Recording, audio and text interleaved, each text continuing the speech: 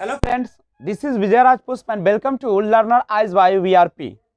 तो आज से हम लोग राजनीति शास्त्र पॉलिटिकल साइंस का ऑब्जेक्टिव टाइप क्वेश्चन से लेकर आपके सामने प्रस्तुत हुए हैं, जिसमें पहला चैप्टर है शीत युद्ध का दौर।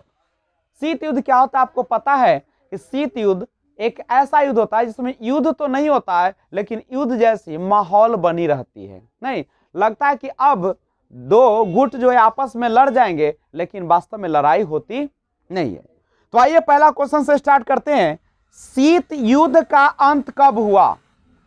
तो शीत युद्ध का जो अंत हुआ था 1991 में हुआ था। शीत युद्ध मुख्य रूप से हमारा विश्व जो था दो गुटों में बटा हुआ था। एक तरफ जहां संयुक्त राज्य अमेरिका, तो दूसरी तरफ सोवियत संघ रूस शामिल था। नहीं, और दोनों के बीच में मनमुटाव चल रहा था। दोनों के बीच लग रहा था कि अब युद्ध होगा तो तब हो जाएगा, लेकिन युद्ध हुआ नहीं। तो शीत युद्ध का अंत कब हो गया? 1991 ईस्वी में। दूसरा क्वेश्चन है क्यूबा संकट किस वर्ष उत्पन्न हुआ? तो क्यूबा संकट जो है 1962 ईस्वी में, 1962 ईस्वी में क्यूबा संकट क्या हुआ था? उत्पन्न हुआ। याद रहेगा, 1962 ईस्वी। ब्रेजनेव किस देश के राष्ट्रपति थे? सोवियत संघ के राष्ट्रपति का नाम था ब्रेजनेव। सोवियत संघ। शीत युद्ध के संबंध में निम्न से कौन सा कथन सही नहीं है? बोलिएगा। दो महाशक्तियों के बीच विचारों की होड़ था? तो बिल्कुल था, नहीं पूछ रहा है। अमेरिका, सोवियत संघ और उनके मित्र देशों के बीच प्रतिस्पर्धा। वास्तव में एक तरफ संयुक्त राज्य अमेरिका, तो दूसरी तरफ सोवियत संघ रूस। सही कथन है। शस्त्रीकरण का होड़ था। मारपीट में बहुत सारे जो थे लोग अपना अपना हथियार बढ़ाने में लगे हुए थे। जहां सोवियत संघ वाले अपना और संयुक्त राज्य अमेरिका वाले सभी अपना हथियार में की होड़ में शामिल थे, बढ़ाने में। तो ये भी सही है। और संयुक्त राज्य अमेरिका और सोवियत संघ युद्ध में सम्मिलित था। क्या युद्ध में सम्मिलित था? युद्ध तो हुआ ही नहीं था। तो डी नंबर ऑप्शन गलत है। फिर से सुनिए, शीत युद्ध के संबंध में निम्न से कौन सा कथन सही नहीं है? तो संयुक्त राज्य अमेरिका और सोवियत संघ युद्ध में सम्मिलित। पांचवा क्वेश्चन, निम्नलिखित में से कौन सोवियत संघ के विखंडन का परिणाम नहीं है? सोवियत संघ का विखंडन किस कारण से हुआ जो नहीं है वो बताना है। तो इसमें है CIS का जन्म। बिल्कुल विखंडन का परिणाम नहीं है, इसमें कोई इसका भूमिका नहीं था। जबकि अमेरिका एवं सोवियत संघ के बीच वैचारिक युद्ध की समाप्ति, ये विखंडन का परिणाम है। शीत युद्ध की समाप्ति है और मध्य पूर्व में संकट भी शामिल है। अगला क्वेश्चन है 6 नंबर, पूर्व बनाम पश्चिम का संबंध से आशय किससे है? पूर्व बनाम पश्चिम का संबंध से आशय किससे है? तो आंसर है शीत युद्ध से। किससे है?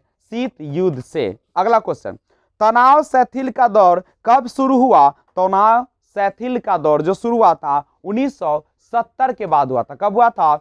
1970 के बाद।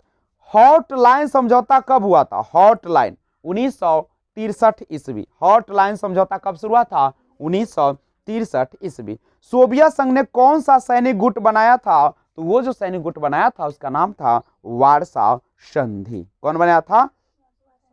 अब यहाँ पे देखिए ऑप्शन में नाटो, सीटो, सेंटो और वार्सा संधि भी था। इन्होंने एक सैनिक गुट था वार्सा संधि के माध्यम से ना, लेकिन ऐसे नॉर्थ अटलांटिक ट्रीटी ऑर्गेनाइजेशन भी था, लेकिन आंसर वार्सा संधि। किस गुट निरपेक्ष सम्मेलन में नई अंतर्राष्ट्रीय आर्थिक व्यवस्था स्थापित करने का प्रस्ताव पास किया गया? तो 1973 के एल्जियर्स सम्मेलन में। अगला क्वेश्चन है, तनाव शिथिल का दूसरा चरण शुरू करने का श्रेय किसको दिया जाता है? जो सोवियत राष्ट्रपति गोर्बाचेव को तनाव शिथिल का दूसरा चरण शुरू करने का श्रेय दिया जाता है। G77 का आशय दुनिया के किन देशों से है? तो ये विकासशील देशों से। G77 77 जो है वह संबंध है किस देश से? विकासशील देश से। पाकिस्तान के किस अमेरिकी सैनिक गुट में शामिल होने पर नेहरू ने तीखी आलोचना की? सीटो।